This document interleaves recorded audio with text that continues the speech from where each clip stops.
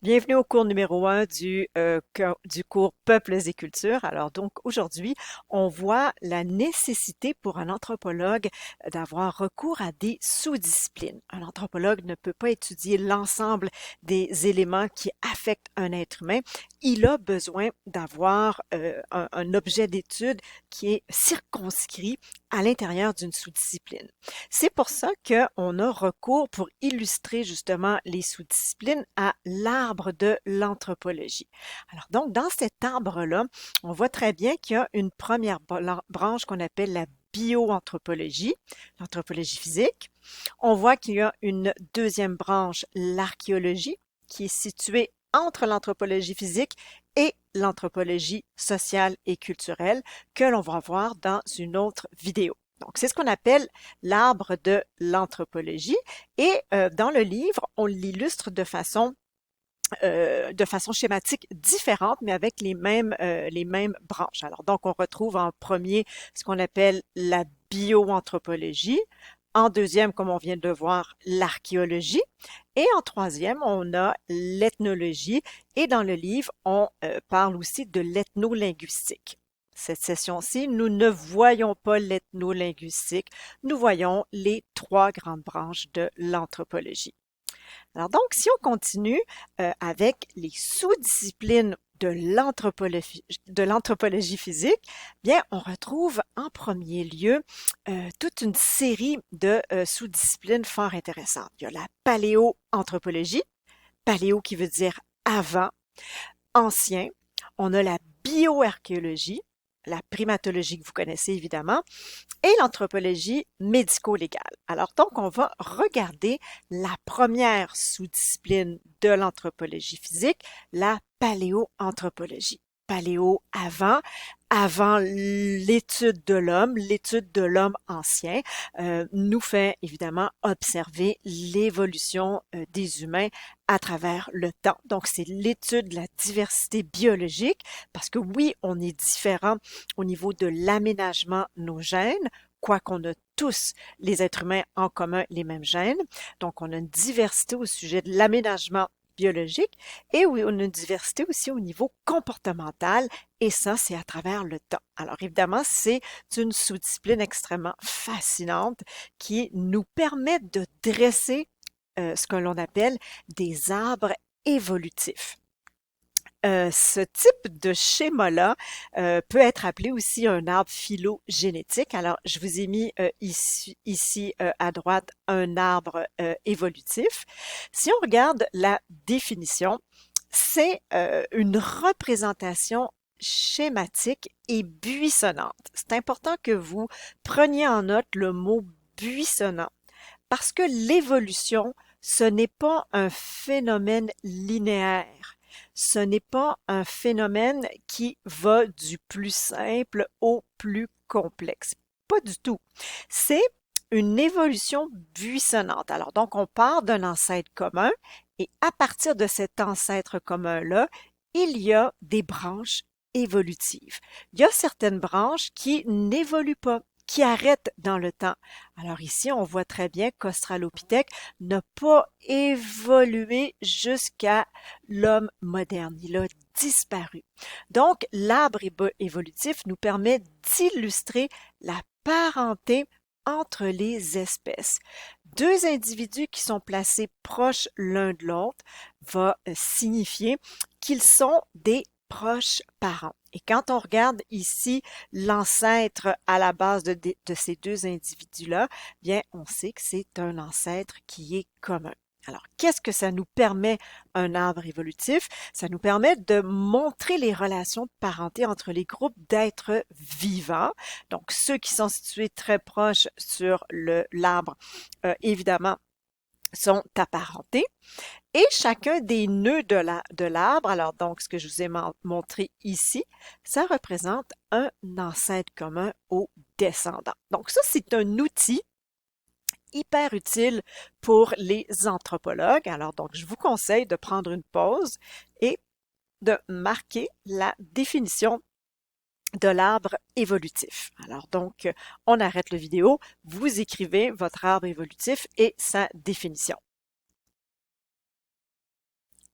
Ici, je vous montre un deuxième arbre évolutif. Donc, ça peut être en format vertical, mais en format horizontal. C'est ce que vous voyez le plus souvent dans les livres. Alors, donc, si je regarde cette évolution bien simplifiée de la vie sur Terre, bien, on voit ici qu'à l'époque, par exemple, du Carbonifère, hein, une époque très ancienne, j'ai le début de la constitution de certains animaux ailés.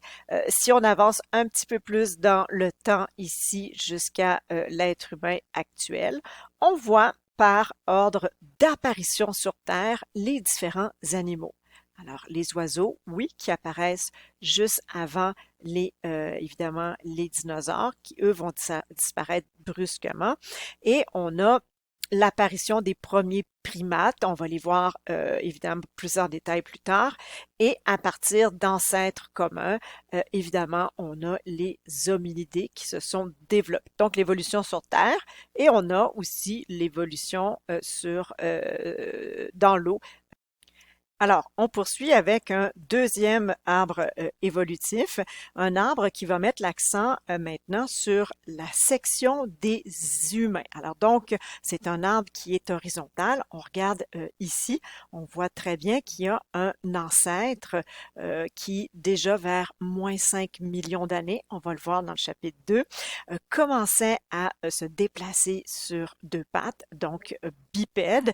Cet ancêtre commun-là, on va évidemment regarder plus en détail là, sa structure, mais il va donner naissance à ce qu'on appelle un nouveau groupe d'individus, les Australopithèques afarensis, et vous voyez qu'il y a donc des branches à partir duquel il y a évolution, comme par exemple l'Australopithèque boisei, mais pour lequel il n'y a pas d'évolution jusqu'à aujourd'hui. Donc, c'est des branches qui sont buissonnantes.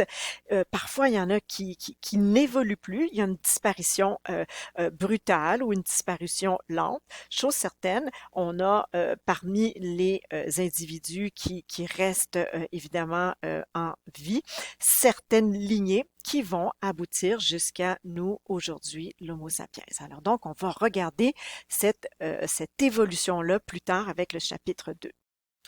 La deuxième sous-discipline, c'est celle qu'on appelle la bioarchéologie. Alors donc, on retourne dans le passé, évidemment, pour regarder l'évolution des humains, mais c'est davantage dans le passé récent. Alors donc, c'est pour ça qu'on dit que la bioarchéologie permet de reconstituer le portrait évolutif des populations récentes par le biais de l'analyse des os ou des fossiles humains. Et on va regarder donc à la fois les vestiges culturels, dans quel environnement culturel ils ont vécu, et aussi les témoins qui sont fossilisés.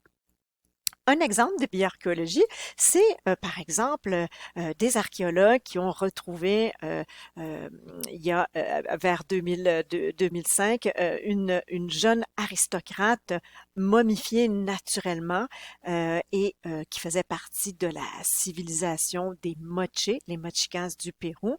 Alors donc, on croyait que c'était un amas de tissu, mais évidemment, avec l'analyse au rayon X, on a trouvé évidemment la structure génétique de cette représentante-là et on a pu voir évidemment que c'était une femme et avec le restant de la couronne, bien on a pu recréer ce qu'elle portait. Alors donc, la bioarchéologie permet de vérifier comment vivaient les populations récentes, comment elles fonctionnaient. Alors donc, c'est une sous-discipline absolument fantastique, laquelle nous a donné aussi l'étude d'Oddi, l'homme des glaces que vous connaissez probablement. Le corps d'Oddi nous livre des nouvelles de façon presque annuelle. Il était tatoué, on sait exactement ce qu'il a mangé avant de mourir. Bon, il a été retrouvé, oui, dans les montagnes entre l'Autriche et l'Italie, mais sa composition génétique nous montre qu'il a des descendants dans la région de l'Autriche. Alors, bioarchéologie, une sous-discipline fascinante. Une autre sous-discipline fascinante, c'est évidemment la primatologie. Donc, on se dit toujours, pourquoi étudier les singes?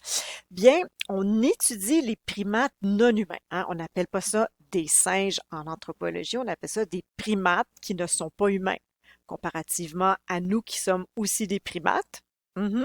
Des primates, mais qui sommes humains. Alors donc, on étudie les primates actuels et fossiles dans le but de comprendre l'évolution et le comportement de l'espèce humaine. Alors donc, on étudie les primates pour mieux se comprendre. En fait, c'est facile à comprendre. On étudie celui qui est notre proche cousin, celui qui est le plus proche de nous génétiquement. Nous partageons 99% des mêmes gènes. Donc, on regarde ce que l'on a en commun et ce que l'on a aussi de différence. Alors, vous voyez un autre arbre évolutif ici avec la section sur les primates. On voit que le lémur ici est situé à gauche comparativement à l'humain ici. Ça veut dire qu'on a davantage de parenté avec évidemment le gorille et le chimpanzé que ceux qui sont situés ici à l'extrême gauche. Même chose ici, donc je retrouve à droite l'être humain, le chimp, le gorille. On partage tous les trois, oui, un ancêtre commun. On ne le connaît pas encore. On sait à quelle date il a vécu. Alors, l'ancêtre commun, il se situe ici. On ne sait pas c'est qui encore. On a plein d'hypothèses et on va regarder ça évidemment peu plus tard. Alors, donc, on a aussi un ancêtre commun à tous les primates. On regardera un petit peu plus tard sur l'arbre évolutif. Alors donc, on va regarder la suite de cette capsule vidéo-là sur Dian Fossey dans une deuxième vidéo. Alors donc, à tout à l'heure.